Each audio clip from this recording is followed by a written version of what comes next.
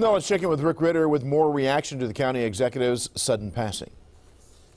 Well, this came out of nowhere. Kamenetz had no history of health problems. He ate well. He was in good shape. So really, for many, this was hard to comprehend. But even though they've had hours to let it sink in, it's not getting any easier.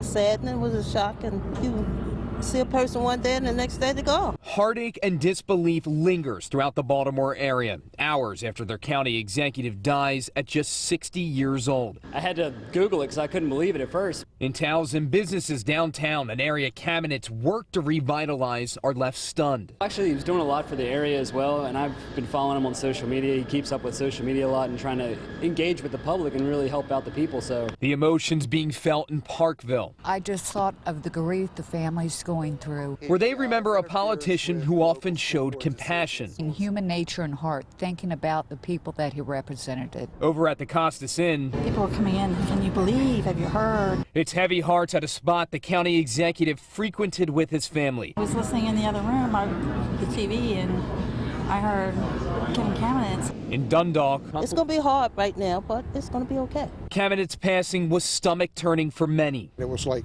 holy crap, the county executive has passed away. Some reflecting on how hard he worked for public schools. He put the air conditioning into schools, they've expanded on the schools. Sending love and prayers to a family that has the entire county by their side. And the state, I think, is going to come together, and the county will come together to grieve for them.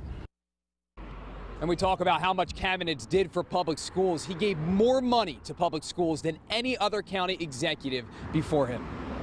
Back to you.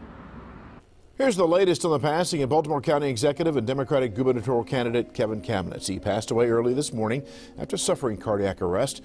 He was 60 years old. He leaves behind a wife and 2 sons. His funeral is scheduled for tomorrow at 2 at the Baltimore Hebrew Congregation on Park Heights Avenue. Stay with WJZ for much more on the sudden passing of Kevin Kamenetz, what happened, his legacy, and the tributes in his honor. And WJZ will bring you live coverage of his funeral service tomorrow afternoon at 2 p.m.